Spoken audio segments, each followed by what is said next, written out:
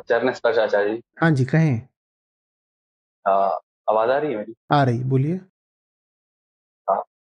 जी आचार्य जी, मेरा सवाल ये था, जैसे जब पहले जब मैंने मतलब बहुत गलतियां की, तो जब मुझे रियलाइज हुआ कि मैं बहुत गलत हूँ, मेरी शुद्धताओं का और गलतियों का, तो फिर उस टाइम मतलब मैंने काफी ज्यादा कोशिश की कि मैं सही हूँ, अच्छा हूँ, ठीक है।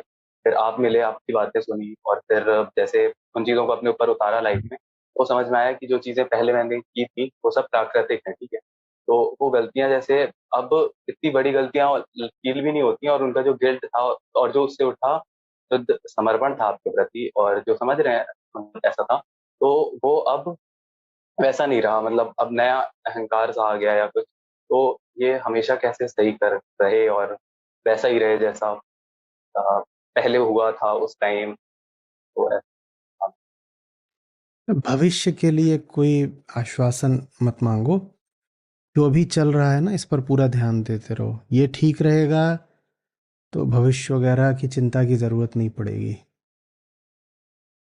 मतलब वो हम्म? जो समर्पण मतलब जो शुद्ध समर्पण होता है ना, जो वो मतलब वैसा टाइप का नहीं है। थोड़ा चीजें ध्यान नहीं देता हूँ इतना ज्यादा जैसे पहले देता था। तो बस इसी बात पर ध्यान दो कि ध्यान नहीं देते हो। ठीक है? ध्यान नहीं दे रहे हो, इस बात को देखो गौर से कि क्या चल रहा है। उस बात को गौर से देखे बिना भविष्य में कोई इलाज मांगोगे कि गड़बड़ ना हो जाए आगे, तो गड़बड़ तो हो जाएगी। क्योंकि गड़बड़ हो गई है, अभी ही हो गई है ना? तो अभी जो चल रहा है उसको ध्यान से देख लो।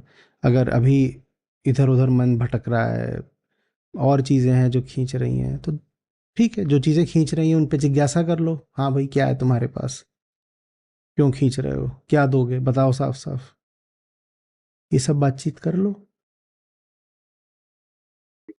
और ये जो भी हो रहा है, ये कोई बहुत विशेष बात नहीं है, और कोई बहुत अनहोनी बात भी नहीं है। ये सबके साथ होता है। आप एक रास्ते पे जा रहे हो, आपको इधर उधर से बुलावे आ जाएं, तो इसमें कोई खास बात क्या है? जो बुलावे आते हैं उनसे बात कर लेनी चाहिए ना। हाँ जी, आपने बुलाया, फरमाइए, क्या दे रहे हैं आप? अच्छा जी, लेकिन उसी में फिर बहुत ज्यादा टाइम पास हो जाता है फिर। कितने बुलावे आते हैं ऐसे? कितना टाइम पास हो जाता मतलब मतलब ज्यादा भटक जाता हूँ मैं। फिर तो जिज्ञासा में नहीं समय लग रहा है, फिर तो तुम वो जो दावत है उसको स्वीकार कर लेते हो, तो उसमें टाइम लग जाता है। मैं कह रहा हूँ स्वीकारने से पहले क्या करना होता है।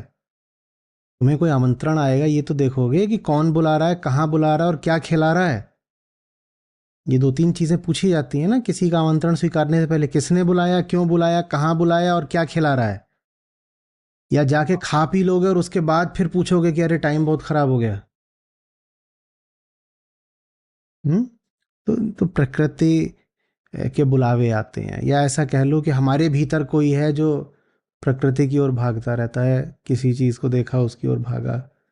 ठीक है, उसका मन है, वो उसको लग रहा है उधर कुछ है विशेष, उधर को जाना चाहता है।